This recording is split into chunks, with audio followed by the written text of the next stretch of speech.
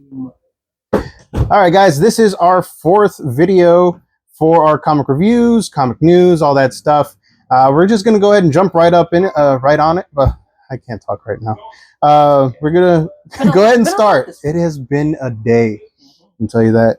All right, first up, DC Pride. This is their Pride one shot. Has a bunch of short stories, short issues inside of it. There's a lot of stuff to cover on there.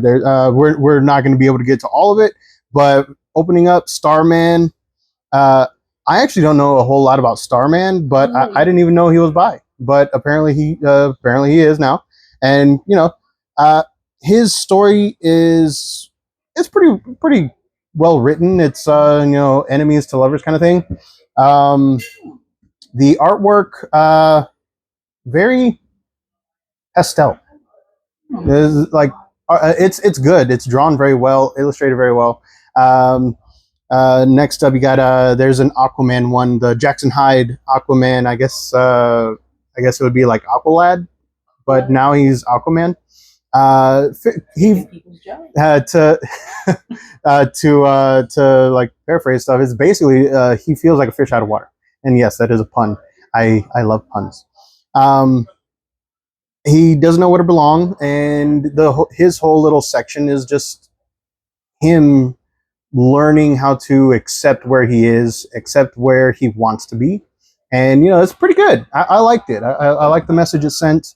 You got another one with Poison Ivy in there, another short story. That one I wasn't a fan of the artwork too much, and the storyline, it wasn't very, I don't know, it was lively. Not really. I mean, her and Janet from HR, I guess she's a character that she pops up in her series. I haven't read her series yet, even though I want to. They're on a different planet, and they meet humans who somehow got a free pass to this alien planet and are going around spewing hatred. And the message is, pretty clear. Like, don't be a douche. You know what I mean? Like, very simple. Yeah, very, very simple. Don't be a douche. And Poison Ivy won't kill you with like weapons-grade hallucinogens. That's cool. But yeah, like overall, I liked all the stories that I read in there. I mean, it was pretty good from start to finish. But some of the artwork in there just wasn't for me. I mean, like, not everybody's gonna like the same type of artwork, but yeah, the messages in there very positive. Loved it. But yeah, I definitely give this one, I say about a 4 out of 5. The only thing that I'm knocking it for is the inconsistency of the level of artwork on there. So next up, we got Ultimate Spider-Man number 5. Yes.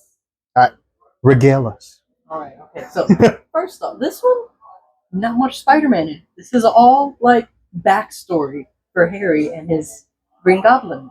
Okay, so this is the new Ultimate origin for the Green Goblin. Exactly. Okay. Yes. Starts off a little flashback, like at the beginning of this Ultimate Universe, like Osborn and them. There we go. It's been a day, guys. Okay? It has. Right. But like Norman and them, it's a flashback. Okay. Norman's all upset at Harry because they're at a banquet. Well, Norman and his mom and his wife are at a banquet supposed to be in Harry's honor, but classic like rich boy thing. He shows up late. He's not there. And of course this has to turn out to be at the time when boom, they get blown up by the missile that was from Stark Industries. Oh, dip. So Harry, only one alive now. Everything gets willed to him and Gwen. So they're together in this universe. Right. So they get there. They end up finding Harry, Gwen, and Otto Octavius end up finding Tony Stark's Iron Man suits, because in this, the Kingpin, he ends up meeting with Harry, and Kingpin, he's becoming the like mayor of New York and all that. Somehow, because of Kingpin does Kingpin things, gets a hold of all of Stark Industries stuff, and he ends up just giving all that to Harry. So Harry now owns Stark Industries, and that's how they end up. They're looking around through stuff, and they end up coming across Tony Stark's Iron Man stuff. And Otto does his, Otto Dr. Octavius things, re-engineers it and everything, and ends up making the Goblin suit. Mm. And so from that, Otto makes it all green and everything. The way they handle him, the fact that like even though all the Iron Man suits can fly, the way they handle Harry getting his classic Goblin glider, because Otto doesn't exactly understand how to make the suits fly. Like all of that, like the way he states it, all of the suit's ability to fly comes from the reactor. But Otto doesn't know how the reactor really works yet. He hasn't had a chance to understand the science behind all that. So, for safety, better safe than sorry, he makes a glider out of Iron Man's repulsor technology. Huh. So it really boils down to Tony Stark built this in a cave with a box of scraps. And nobody else can, All right, yeah, all right. Intelligence. All right. So it goes through that, ends up showing how like Harry ends up finding out about like all of like Spider-Man and all the other stuff is because once he, for the first time ever, puts on the Goblin suit, it's got like anything that's made with Stark tech, like has like a map of where it's at, and so he ends up coming across that little map in his like, HUD vision. Okay, so that's how he finds Spider-Man with the Picotech. Okay. We end up finding out that after the very first issue, when Spider-Man gets like his butt handed to him by Shocker for the first time, we end up finding out that immediately after that, Goblin actually gets to Shocker and takes his gloves. Huh. So that was a nice little thing. There was like a few moments where Harry is talking to Peter in the present, they're having drinks, bonding together, and they're just learning like, oh, why are you doing this? Why do you want to be a hero and all that? Okay. So not really a whole lot of action in here. It's just like it is the origin story. This is Goblin's origin story. Okay. So what do you give it? I've been really liking this series. This one, kind of a slow down. Maybe like the filler episode, the filler comic of this. Oh, okay. But I still liked it, I like this Ultimate Universe, very popular. It's solid, like 4 out of 5, Nice. 4 out of 5. All right, we got 2 4 out of 5s today. That's pretty good. All right, moving on to, we're gonna move on to Hellverine #1. Now this one, I want to like it. Swear I want to like it. Okay, because the concept is pretty cool. Ghost Rider mixed in with Wolverine. The series, the Weapons of Vengeance crossover miniseries, whatever you want to call it, was pretty good. All right, this one right here, it's kind of rough. Not gonna lie. The artwork is amazing. I will say that the artwork is pretty darn good. The storytelling in there makes it kind of hard to go because the narrator, whoever's narrating, I don't know if it's a demon, I don't know if it's Wolverine, I don't know. Like we don't know who's telling the story, and there is somebody telling us the story. I'm just not entirely sold on this yet. It's it jumps around a lot. To its credit, it tells you that it's jumping around a lot. A lot of comics don't do that when they employ this type of storytelling. But in one panel, on one page, it'll be 2 days ago. And then on the same page in a new panel, it'll be like 2 weeks ago or the next day. Present. Okay. Can you stay in one time zone? Stay in one. They do the legendary Godzilla from the first movie a lot, where it's just about to, like, stuff's just about to go down, and all of a sudden, boop, you're somewhere else. I mean, dude, you got Wolverine over there in a bar about to be jumped by all these army dudes, and bam, for like 2 pages, you're out of the action, and I'm like, bro, what the hell? Come back to it. People are already on the ground. Like it's like this. While the flashbacks are going on, the story is still moving on somehow. This is a comic. Why does it do that? I understand TV, movies doing that, but not comics. Come on, man. I'm gonna be honest with you. I thought I was gonna give it a 3 out of 5. Now that I think about it, I'm giving it a 2.5 out of 5. I'll stick with 3. I'll stick with the 3. So I'm not the biggest Ghost Rider fan. I gave it giving this a try because it's Wolverine. Some of it's still just not my cup of tea. Yeah, there's some art in it. There's some new characters that look very Hellraiser-y. They did. Favorite, but yeah, it's pretty. They look like a mix between Hellraiser and Kiss. Okay, Yeah. that's the closest thing I can get to describing it. So And honestly, it has almost an M. Night Shyamalan type of twist to it, man. it does, yeah. The twist is pretty much the entire reason why you read this comic. I'm hoping it gets better in number 2. I really do, because I want to like this series. The concept is very cool. I think Ghost Rider fan people will like it. Mm-hmm. But if you're not like already there as a fan, this one won't make you a fan. Yeah. All right, moving on to something a little silly. Harley Quinn number 40. All right, this is a new start to a new story arc for her. I haven't been reading the series long. I know she has some reality warping powers at some point. I don't know if she lost them, but in this one, she's starting up a new gig as Mr. Freeze's henchman trainer.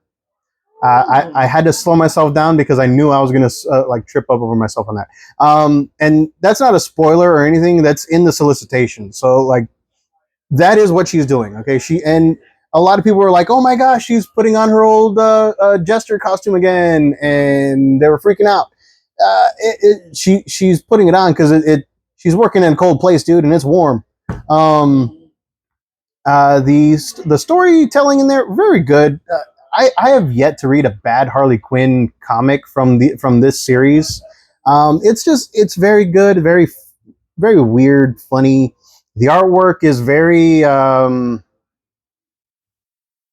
vibrant. Is the best I could describe it. It's very vibrant. The colors are there. Grabbing. It really is. Every scene is attention grabbing. If you like, that's really been Harley Quinn's thing lately. Yeah, and show and everything. Yeah, and so she's trying to be not a hero anymore, but not a villain. She's kind of in between. She's teaching now. She's teaching villains, and apparently, like in recent issues, she's actually been acting as a sort of therapist to another sort of villain, Maxie Zeus. And I don't know if this is canon to the main DC universe storyline, but I gotta say, man, Maxie Zeus. He is a compelling character now to me because of the backstory that they gave him in this comic. I'm not going to tell you what it is because I want you guys to be pleasantly surprised if you do manage to pick this up. I give this one a solid 4 out of 5. I highly recommend it. It's a new start, so yeah, just go out, find this one. I don't think you'll be disappointed. Moving on to the Marvel Voices Pride X-Men wedding between Mystique. I love weddings. Yeah. Drinks all around. Between Mystique and longtime girlfriend, wife, dead wife, widow, Destiny. I remember her first name is Irene. But yeah, anyway, it opens up, and I gotta say, this is like the most wholesome I have ever read the Darkholme family. If you don't know the Darkholme family, it consists of Mystique, Destiny, precognition mutant. All right, she's been dead for like a long time, and then now she's back, and then I don't know. It's very confusing. But anyway, it also includes their children, Nightcrawler and Rogue. I had a Rogue's in there too. Yeah, she is their daughter. Yeah. Ooh. I don't remember if she's like blood related to them or if she was adopted by them, but she's been part of the family for like they retconned her into like infancy kind of thing. So I don't know if they're like blood related or not anymore, but anyway, it's a very sweet exchange where everybody's nervous about the wedding, and the Nightcrawler is there. He's apparently like super cool in his blue skin these days, and he's like, there's no one better looking than me, kind of thing. He's mutant and proud. He's blue and proud, and I gotta say, the artist he slays in that suit, man. He does. This one, much like DC Pride, is filled with a bunch of short stories, but unlike DC Pride, they're all connected. They are all connected by the fact that everybody involved in these stories is there for the wedding. Right? Yeah, you gotta. There's after the initial like everybody's freaking out over the wedding. Everybody's worried about something going wrong because let's be honest, Mystique don't have the best track record when it comes to like familial stuff. But yeah, every single story in there pretty cool. There's one with Betsy Braddock and Rachel Summers, and apparently they're a thing these days, which I didn't even know. Betsy Braddock was still. I don't know if she's Psylocke anymore. There's some interdimensional stuff going on that I really should have read up on. But yeah, that one's pretty good. They're in a new relationship, and new relationship jitters kind of stuff. The next one, my favorite part was the Wolverine one. The Wolverine one was him just trying to get a good gift for Mystique, for the simple fact that they used to be together, and like he's trying to like ensure that everybody has a good start to a new beginning kind of thing. And him going through all that stuff is kind of sweet in a way that I haven't seen Wolverine be. So it was kind of refreshing not seeing him try to kill everything. Giving some depth to the old fur. Oh yeah, and they finally asked the question: why are they celebrating Mystique at all? Like at all? So and that's I think it's a valid question that no one has asked. She's done some stuff. Yeah. So there's a character in there that's like that straight up asks, why are we trying to get her a gift? Why are we trying to celebrate her? And because she's a terrorist. Yes. She put the world on yeah. She like so yeah, it's like it was cool seeing somebody actually, react the way a normal person would react. Like, why am I rooting for this person kind of thing? So that was kind of fun. There's a whole story in there involving Gambit trying to make it to the wedding on time. That one just feels kind of like a cliche.